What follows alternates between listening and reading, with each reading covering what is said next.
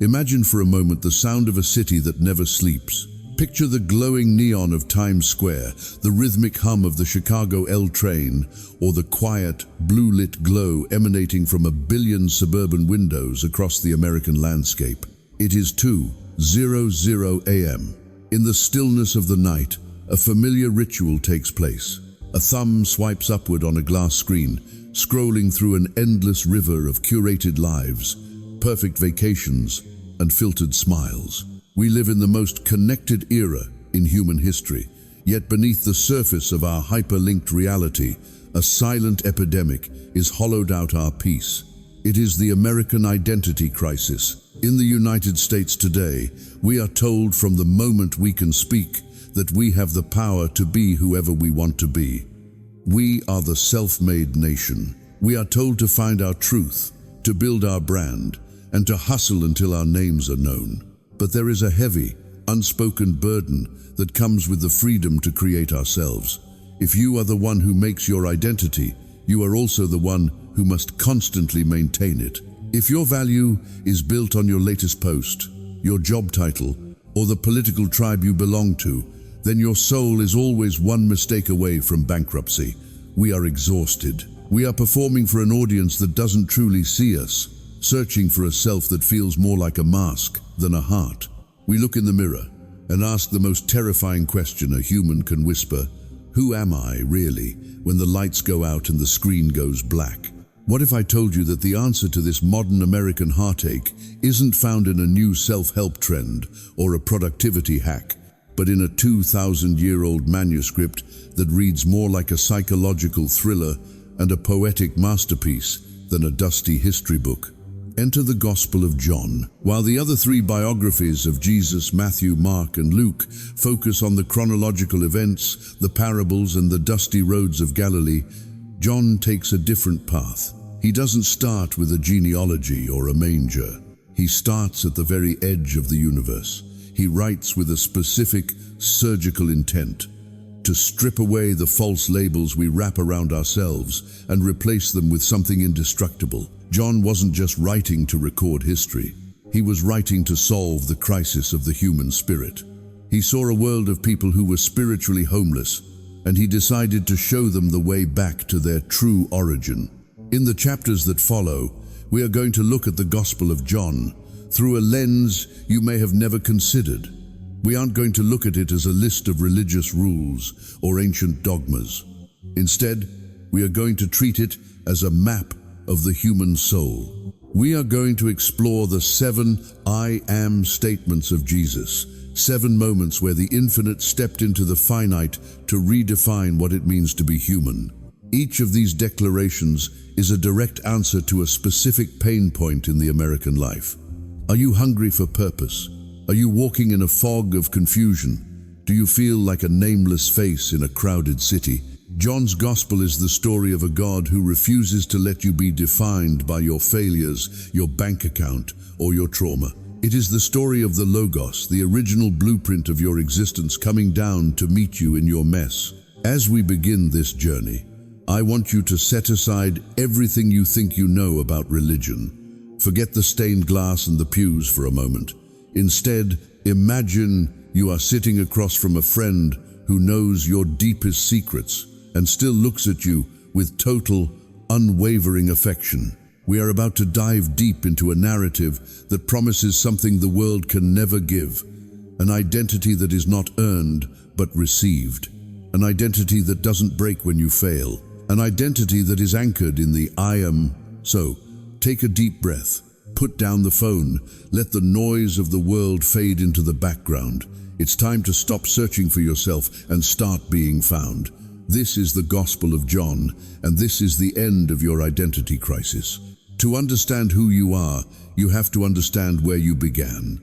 In the modern American narrative, we are often told a story of randomness.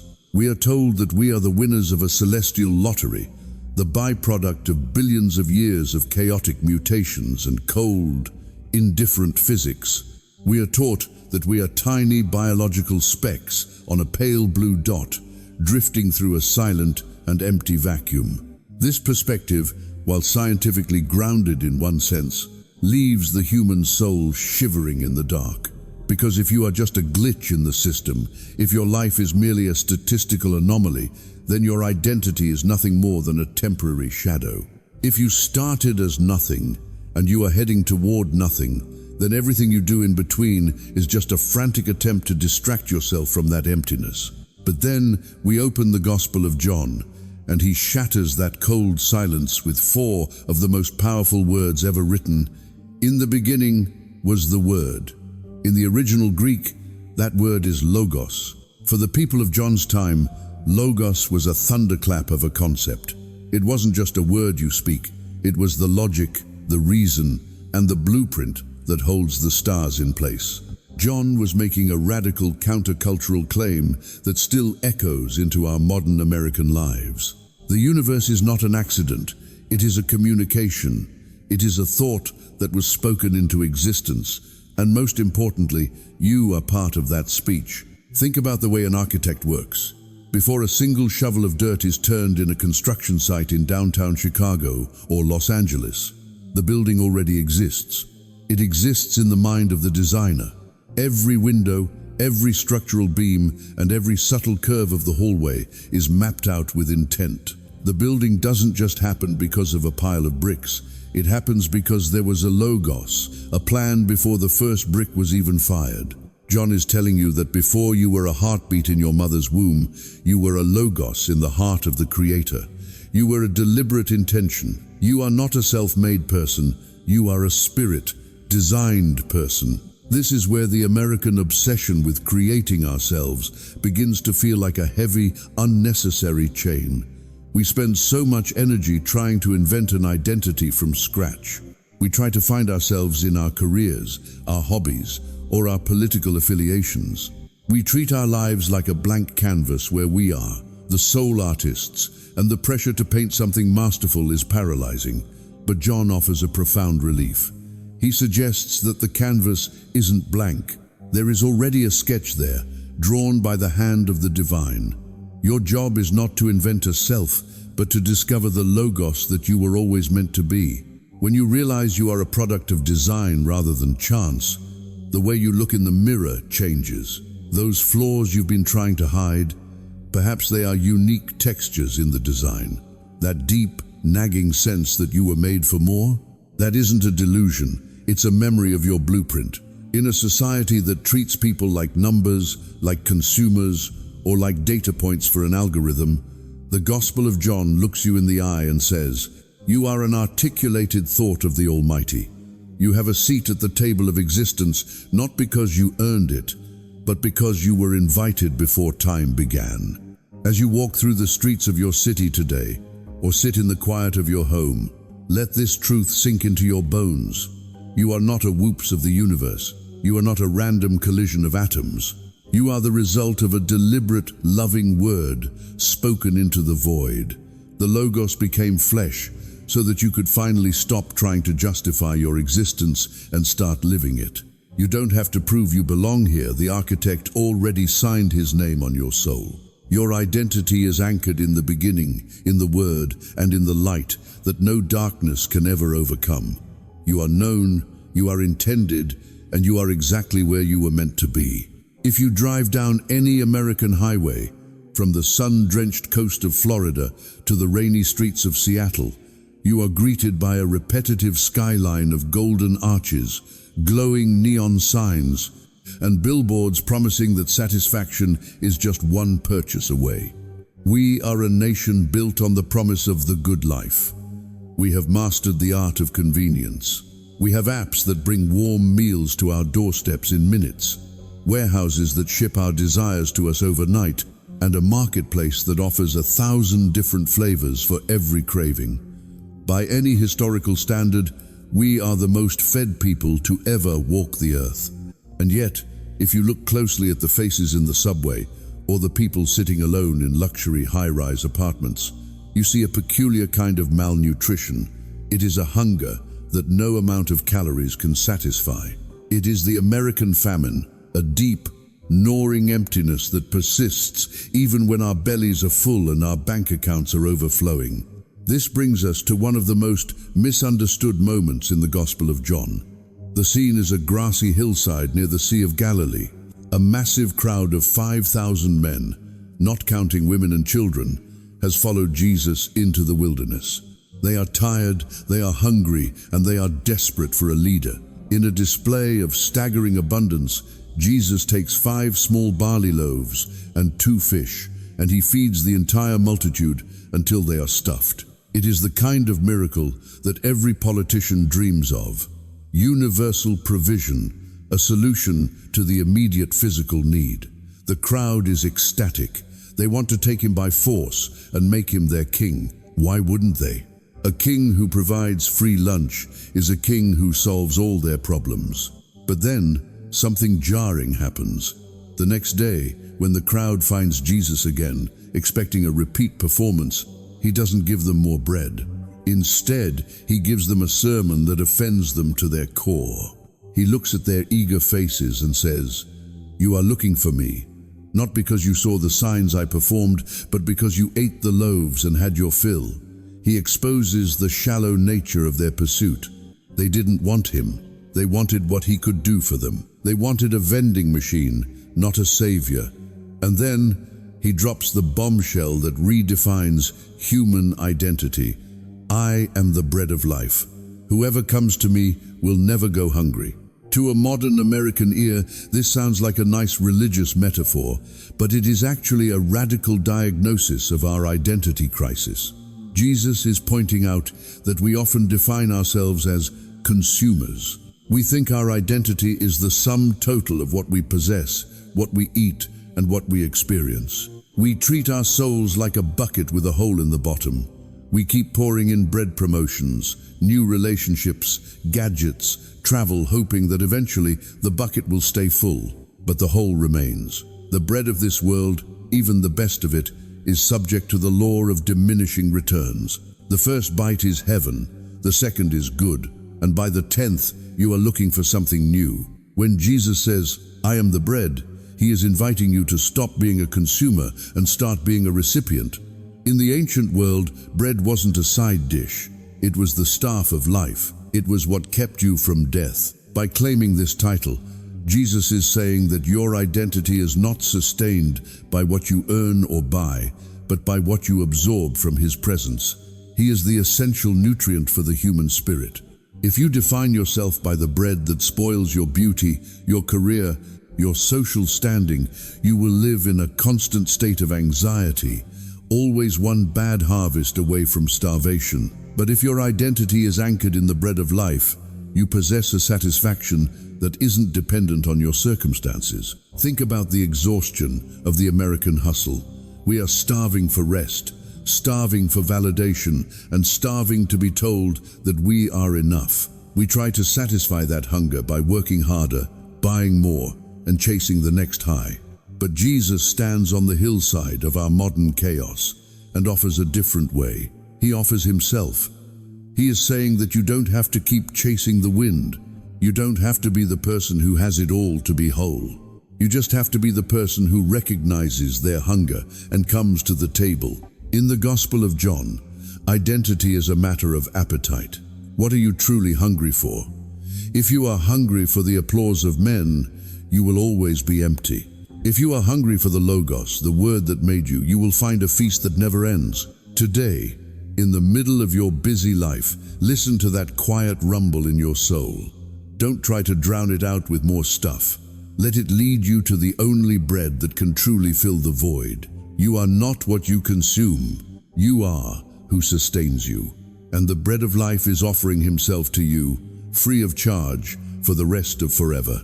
If you were to fly over the United States at 30,000 feet during the middle of the night, you would see a dazzling, interconnected web of artificial illumination. From the sprawling suburbs of Phoenix to the dense canyons of Manhattan, we have successfully conquered the darkness. We have banished the night with LED street lamps, neon signs, and the ever-present, flickering glow of our digital devices. But there is a profound irony in our modern condition. We have never lived with more artificial light, yet we have rarely felt more in the dark. We are a nation suffering from a collective sense of disorientation. We are besieged by a digital fog, a relentless storm of notifications, news cycles, and opinions that leave us squinting at our screens, trying to find a path that makes sense. Our identity has become pixelated, fragmented by the blue light that keeps us awake but never truly wakes us up. It is into this atmosphere of confusion that the Gospel of John introduces one of the most visually stunning declarations of Jesus. To understand the weight of his words, we have to imagine the scene. It is the Feast of Tabernacles in Jerusalem, a massive week-long festival. In the center of the temple, in the court of the women, stood 4 massive candelabras, each over 70 feet tall. At night, they were lit with enormous wicks made from the discarded garments of priests. History tells us that the light from these torches was so bright that it illuminated every courtyard in the entire city of Jerusalem. It was a celebration of God's guidance, a reminder of the pillar of fire that led the Israelites through the wilderness. It was a festival of presence. In the middle of this blinding, celebratory brilliance, Jesus stands up and makes a claim that would have silenced the music and the dancing. I am the light of the world. Whoever follows me will never walk in darkness, but will have the light of life. For the modern American, this isn't just a religious platitude. It is a rescue mission for the mind. Think about the nature of light. Light does 2 things. It reveals and it orients. When you are in a dark room, you don't know where you are, and more importantly, you don't know where the obstacles are. You are lost, even if you are in your own house. In the United States, we are currently experiencing a crisis of truth. We live in a world of alternative facts and curated realities. Every screen we look at is trying to sell us a version of who we should be, who we should hate, and what we should fear.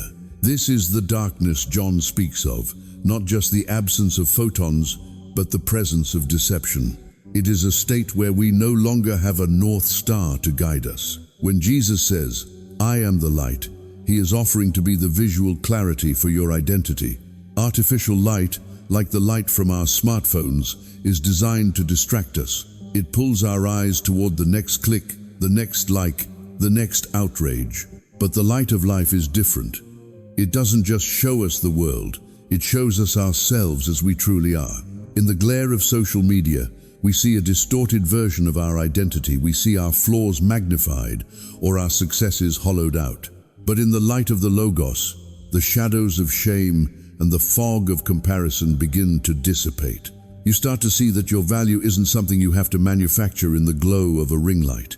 It is something that is revealed by the sun. Walking in this light means having the courage to look away from the filtered world and toward the luminous one. It means recognizing that the anxiety we feel at the end of a long day of scrolling is often just the soul's reaction to light pollution. We are overstimulated and under-illuminated. John's Gospel invites us to a different kind of vision. It suggests that when you anchor your identity in the light of the world, you gain an internal compass. You are no longer easily manipulated by the winds of cultural trends. You aren't constantly checking the lighting of your life to see if you look successful enough to others. In the darkness of the wilderness, the pillar of fire didn't just give the Israelites something to look at. It gave them a direction to move. Today, your identity is under siege by 1,000 different lights, all screaming for your attention. But there is only one light that doesn't burn out, one light that doesn't demand you perform, and one light that can actually lead you home. As you put down your phone tonight and the blue glow fades, remember that the true light is already there, shining in the darkness, waiting to show you who you were always meant to be. The darkness cannot overcome it, and if you walk in it, the darkness will no longer overcome you. In the modern American landscape of 2026, we are witnessing a strange and heartbreaking phenomenon, often called the loneliness epidemic. Despite living in a world of open concept offices, crowded metropolitan hubs, and thousands of digital friends, the average person feels more exposed and less protected than ever before. We have spent billions creating safe spaces in our universities and workplaces, Yet the internal feeling of safety remains elusive. We feel like we are constantly being watched, but never truly seen. We are tracked by satellites and monitored by algorithms that know our buying habits, our political leanings, and our search histories, but none of these systems actually know our hearts. In this environment, our identity becomes a commodity to be traded or a statistic to be managed. We feel like sheep in the worst sense of the word, herded by influencers, pushed by economic pressures, and preyed upon by the wolves of anxiety and social comparison that howl at the edges of our minds every night.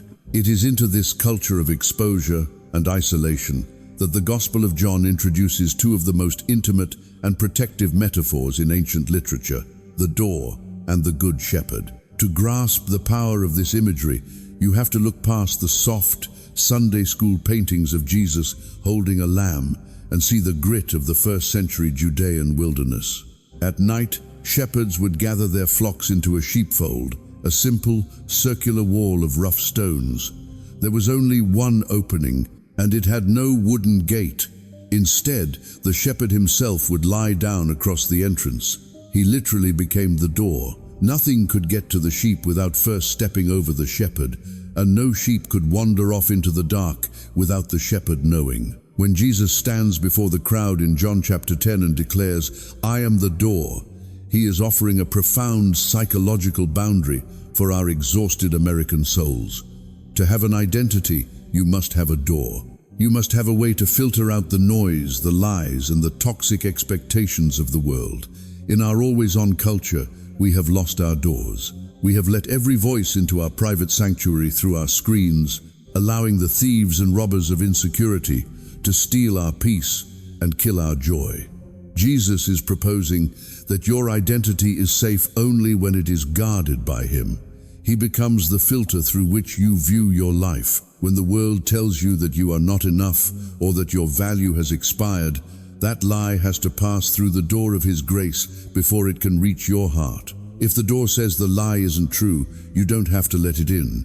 But He doesn't stop at being a barrier. He goes further. "I am the Good Shepherd. I know my sheep, and my sheep know me." In the vast, impersonal machinery of the modern world, this is the ultimate identity cure. The world treats you as a demographic, a Gen Zer, a millennial, a voter, a consumer. But the Good Shepherd knows your name. There is a specific, ancient intimacy in that statement. In the Middle East, shepherds don't herd sheep from behind with dogs and sticks. They walk in front and call out. The sheep follow because they recognize the specific frequency, the tone, and the character of that one voice. Think about the hired hands in your life, the people or systems that claim to care for you as long as you are productive, profitable, or popular. The moment the wolf of failure or sickness appears, the hired hand runs away because they don't truly own you. They are just using you.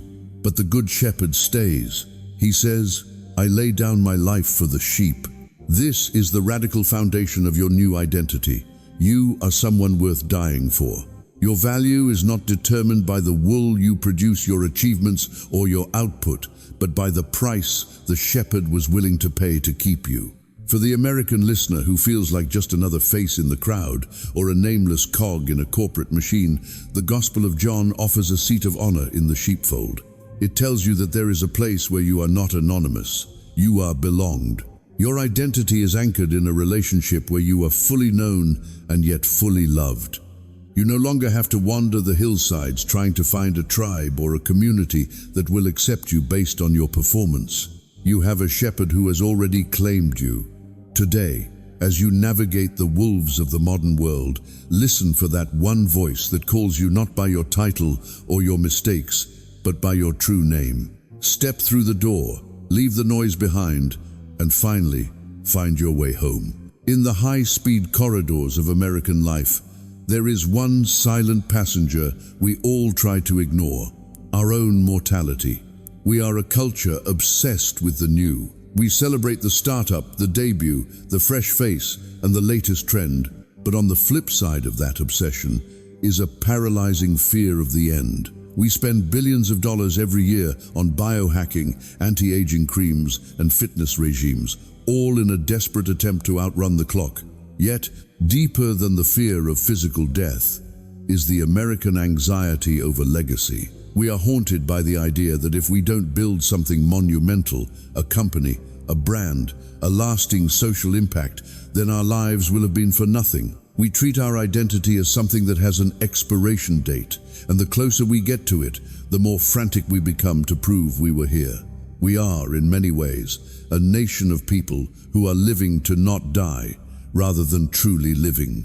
It is into this atmosphere of ticking clocks and fading youth that the Gospel of John brings us to the village of Bethany. The air is thick with the scent of mourning and the sound of wailing. Lazarus, a dear friend of Jesus, has been dead for 4 days. This is not a clean or peaceful death. It is raw, heavy, and final. When Jesus finally arrives, Martha, the sister of the dead man, runs to him with a cry that echoes the heartbreak of every human being who has ever stood at a graveside. "Lord, if you had been here, my brother would not have died." She is looking for a miracle in the past, or perhaps a vague hope in the distant future. But Jesus looks at her through the tears and says something that fundamentally shifts the foundation of human identity. "I am the resurrection and the life. The one who believes in me will live even though they die." Notice the grammar of that statement. He doesn't say, "I will perform a resurrection," or "I will give you life later." He says, "I am." He is claiming that resurrection is not just an event on a calendar, it is a person you can know right now. For the modern American listener, this is the ultimate identity upgrade. It means that your value and your existence are no longer tethered to your shelf life. If death is the final chapter, then your identity is ultimately a tragedy, a story that ends in silence, regardless of how many likes or achievements you accumulated along the way. But if Jesus is the resurrection, then your identity is an epic that has no final page. The legacy trap, the pressure to make yourself immortal through your work, is suddenly dismantled. You don't have to save yourself from being forgotten, because you are eternally remembered by the one who conquered the grave. This realization brings a radical kind of freedom to the way we live in the present. In the United States, we often suffer from completion anxiety, the feeling that we have to see all our dreams fulfilled before we die, or our lives are unfinished. But the Gospel of John invites us to see our lives through the lens of the resurrection. If the grave couldn't hold Jesus, and if he has invited you into his life, then you are no longer a dying person. You are a living person who happens to be passing through a temporary shadow. This changes the way you handle failure. It changes the way you handle the aging process. It even changes the way you handle the loss of loved ones. You are no longer defined by what you are losing. You are defined by what you have already gained. Think about the courage this gives you. When you are no longer terrified of the end, you can finally start being bold in the middle. You can stop playing it safe. You can stop building monuments to yourself and start building monuments to love, mercy, and truth. The I am of the resurrection means that your identity is future-proofed. It is anchored in a reality that the economy cannot touch, that cancer cannot reach, and that time cannot erode. In the story, Jesus calls out with a loud voice, "Lazarus, come out!" And the man who was dead walks out into the sunlight, still wrapped in his burial clothes. Jesus' next command is for us. Take off the grave clothes and let him go. Today, the grave clothes of your fear, your anxiety about your legacy, and your dread of the future are holding you back. The Gospel of John is calling your name, inviting you to step out of the tomb of mere survival and into a life that is truly, vibrantly, and eternally alive. You are not a creature of the dust. You are a child of the resurrection. If you spend any time on social media or listen to the prevailing cultural conversations in America today, you will inevitably encounter one of the most popular mantras of our age: live your truth. On the surface, this sounds like the ultimate form of liberation. It suggests that you are the architect of your own reality, that you have the power to define what is right and wrong for yourself, and that no one has the authority to tell you who to be. It is the pinnacle of American individualism. But beneath the shiny veneer of this my truth culture, there is a growing, quiet exhaustion. Because if everyone has their own truth, then no one has a map. If every person is their own North Star, then the world becomes a chaotic sea of competing realities where no one can truly agree on which way is north. We find ourselves in a post-truth world, where we are drowning in information but starving for wisdom. The burden of having to invent our own truth every single morning is, quite frankly, wearing us out. It leaves us feeling like wanderers in a thick fog, terrified that one wrong step will lead us off a cliff of our own making. This is the exact psychological tension that the Gospel of John addresses in its most famous "I am" statement. To feel the weight of this moment, we have to step into the upper room on the night before Jesus is crucified. The atmosphere is heavy with dread. The disciples know that the world they have built for the last 3 years is about to shatter. Jesus is talking about leaving, about a place they cannot yet follow, and about a betrayal that is already in motion.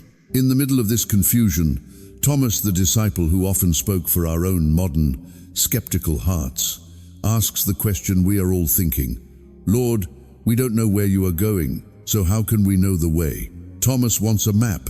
He wants a set of GPS coordinates. He wants a how-to guide for the crisis he is facing. Jesus doesn't give him a map. He gives him something far more radical. He looks at Thomas and says, "I am the way, and the truth, and the life. No one comes to the Father except through me." In the American context, we often struggle with the exclusivity of this statement. We wonder how one person can claim to be the truth. But if we look through the lens of identity, we see that Jesus isn't trying to be a gatekeeper. He is trying to be a foundation. He is suggesting that truth is not a list of abstract concepts or a set of political facts that you have to defend. He is saying that truth is a person. When truth is an idea, we use it as a weapon to argue with others. But when truth is a person, it becomes a relationship that sustains us. By claiming to be the way, Jesus is telling us that we don't have to be our own map makers anymore. The path isn't something you have to blaze through the jungle of life on your own. The path is a presence that walks beside you. This is the identity cure for our relativism. When you stop trying to live your truth and start living in the truth, a massive weight is lifted off your shoulders. You no longer have the impossible task of being the god of your own universe. You don't have to spend your life performing, pretending, or desperately trying to prove that your version of reality is the correct one. Instead, your identity becomes anchored in something objective, something that doesn't change when the cultural winds shift or when your feelings fluctuate. In the Gospel of John, truth is not something you make up. It is someone you follow. It is an objective reality that offers you a solid place to stand when the world feels like sinking sand. For the American listener who is tired of the shouting matches, tired of the confusion, and tired of the pressure to be authentic to a self that feels different every day, this is an invitation to come in out of the rain. Jesus is saying that you don't have to find your way home. He is the way. You don't have to figure out what is real. He is the truth. And you don't have to manufacture your own vitality. He is the life. When you align your identity with him, you gain a kimchi nam, compass, that never fails. You are no longer defined by your ability to navigate the fog. You are defined by the one who is leading you through it. Today, take a deep breath and surrender the burden of being your own source of truth. Step onto the way that has already been paved and let the truth finally set you free from the exhaustion of trying to be your own light. In the heart of the American spirit lies a deeply ingrained myth, a story we tell ourselves from the moment we enter the school system until the day we retire. It is the myth of the self-made man. We idolize the rugged individualist, the person who pulled themselves up by their own bootstraps, the entrepreneur who built an empire from a garage, and the disruptor who needs no one's help to succeed. In the United States, dependence is often viewed as a dirty word, a sign of weakness or a lack of ambition. We are trained to be high performers, to be self-reliant, and to believe that our value is strictly tied to our individual output. But as we move further into this decade, The cracks in this philosophy are becoming impossible to ignore. We are seeing a record-breaking wave of burnout, a generation of overachievers who feel internally withered, and a culture that is doing more than ever but producing very little that actually tastes like joy or peace. We have tried to be our own roots, our own trunk, and our own source of energy, and we are simply exhausted. It is into this culture of frantic self-effort that Jesus speaks the final, and perhaps most relaxing, "I am" statement of the Gospel of John. On that same night in the upper room, just as he is preparing his followers for a world that will be hostile and confusing, he uses a biological metaphor that every American needs to hear. "I am the true vine, and my Father is the gardener. I am the vine, you are the branches." To an audience obsessed with autonomy, this is a shocking ego check. Jesus is telling us that we are not the main character of the story. We are not even the source of the life force. We are branches. Think about the life of a branch. A branch on a grapevine has exactly one job: to stay connected to the vine. The branch doesn't wake up in the morning and hustle to produce grapes. It doesn't grunt, strain, or attend seminars on how to be a better fruit bearer. Fruit is not something a branch does. Fruit is something that happens to a branch as long as the sap is flowing. When we apply this to our American identity crisis, the implications are life-changing. Most of us live with a performance-based identity. We think, if I work hard enough, if I am creative enough, if I am on all the time, then I will produce the life I want. We treat ourselves like machines that need to be optimized. But Jesus says we are organisms that need to be connected. He says, "Apart from me, you can do nothing." For the American listener, nothing is a terrifying word. We hate the idea of being unable to do something on our own. But in the Gospel of John, this nothing is actually a doorway to freedom. It means you can finally stop the self-improvement treadmill. It means the pressure to be a self-made success is a lie, because you weren't designed to be self-made. You were designed to be vine, sustained. When your identity is that of a branch, your primary responsibility shifts from production to abiding. To abide means to remain, to stay put, to rest in the connection. It means realizing that the energy, the creativity, and the love you need for your life don't have to be manufactured by your own willpower. They flow into you from the vine. This doesn't mean we become passive or lazy. In fact, a branch that is healthy and connected produces much fruit. But the source of the effort is different. Instead of working for an identity, you are working from an identity. You are no longer trying to prove you are worthy of existing by how much you achieve. You are achieving because you are already loved and sustained by the gardener. This is the antidote to the quiet quitting and the great resignation we see across America. People aren't just tired of work. They are tired of work that has no source.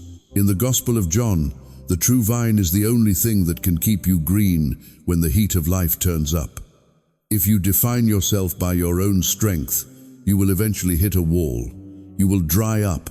But if you accept your identity as a branch, you gain access to an infinite reservoir of life. Today, as you feel the pressure to perform and produce for a world that is never satisfied, hear the invitation of the vine.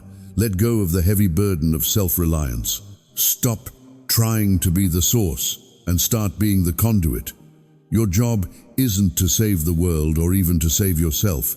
Your job is to stay connected to the one who already has. Rest in the vine and let the fruit come naturally.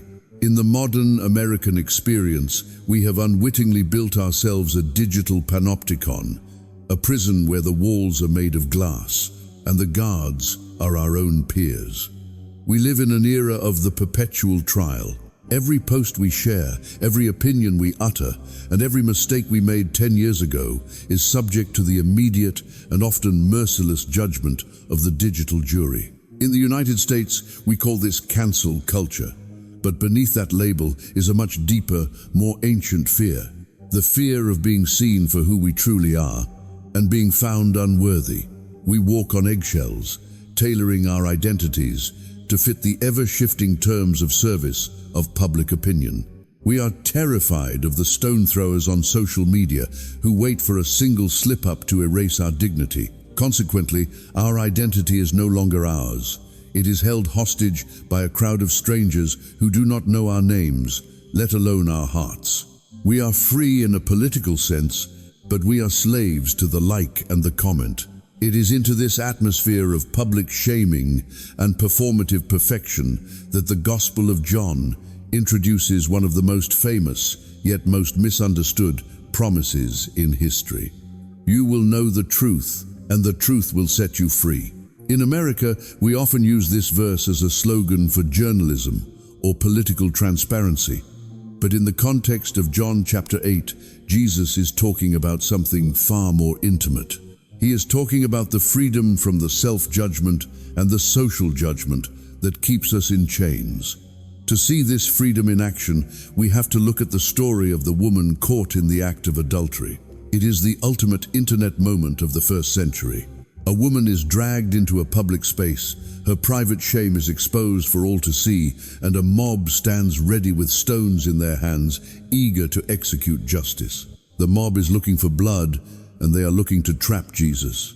But Jesus does something that completely disrupts the cycle of judgment. He doesn't join the Twitter thread of condemnation. He doesn't argue the fine points of the law. He stoops down and writes in the dust a silent, calm refusal to be manipulated by the crowd's outrage. When he finally speaks, he utters the words that shatter the mob's moral high ground. Let any one of you who is without sin be the first to throw a stone at her. One by one, from the oldest to the youngest, the judges walk away. The digital jury of the ancient world is dismissed, not because the woman was innocent, but because her judges were disqualified by their own brokenness. When the dust settles, only Jesus and the woman are left. He looks at her not as a case study or a headline, but as a person, and asks, "Woman, where are they? Has no one condemned you?" When she replies, "No one, sir," he delivers the ultimate declaration of identity. "Then neither do I condemn you. Go now and leave your life of sin." This is the truth that sets you free. It is the truth that there is a judge who sees every pixel of your life, every dark corner of your history, and every secret shame, and yet he refuses to throw the stone.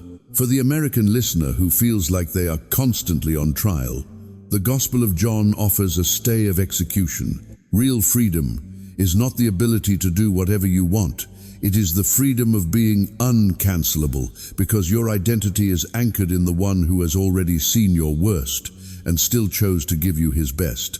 When the only judge that matters clears your name, the opinions of the crowd lose their power. You can finally stop performing. You can stop hiding. You can step out of the pixelated pillory of public opinion and into the sunlight of grace. You are not the sum of your mistakes, nor are you the sum of your followers' approval. You are the uncondemned, and in that truth, you are finally truly free. We have traveled through the cosmic origins of the Logos, felt the satisfaction of the bread of life, navigated the light, and found safety in the sheepfold. We have stood at the empty tomb of the resurrection and rested in the connection of the true vine. But as we reach the final pages of the Gospel of John, we encounter the most beautiful and subtle mystery of the entire narrative. Throughout this book, the author never once refers to himself by his given name. He doesn't call himself John, the son of Zebedee, nor does he list his credentials as an apostle or a pillar of the early church. Instead, he uses a curious, recurring title for himself, the disciple whom Jesus loved. To our modern American ears, conditioned by the hustle and the need for personal branding, this feels almost anonymous, perhaps even humble to a fault. But in reality, it is the most sophisticated identity statement ever made. Think about the way we introduce ourselves in the United States. We lead with our titles: I am a lawyer, I am a mother, I am a creator, or I am a survivor. We wear our names like badges of honor or scars of battle, constantly trying to prove that our specific self matters. We are terrified of being forgotten, of being just another face in the digital crowd. But the author of this gospel did something radical. He threw away his given name, the name associated with his family, his career, and his mistakes, and he replaced it with a received name. He decided that his primary identity was not what he did for God, but what God had done for him. He realized that the search for "Who am I?" ends the moment you realize whose I am. This is the ultimate resolution to the American identity crisis.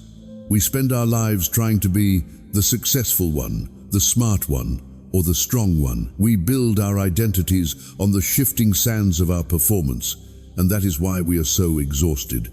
But John invites us into a different reality. By refusing to use his own name, he leaves a blank space in the text, a space that is meant for you. He is whispering to the listener across 2 millennia. You don't have to be John or Mary or Michael. You can simply be the beloved disciple. This is the identity upgrade that no social media algorithm can offer. It is a name that cannot be taken away by a market crash, a breakup, or a bad review. It is a name that was bought with the blood of the I Am. As we close this journey through the Gospel of John, I want you to imagine taking all the labels the world has slapped onto you, the failures, the not enoughs, even the achievements that you've grown tired of carrying and setting them down. They are too heavy for you to bear. In their place, I want you to pick up this one singular truth. You are loved. Not because you are perfect, not because you are useful, but simply because you are His. In the high-stakes, high-pressure theater of American life, this is the only script that matters. The Gospel of John began in the silence of eternity with the Logos, and it ends in the intimacy of a relationship. It is an invitation to stop finding yourself and start resting in yourself. You are no longer a wanderer. You are a guest at the table.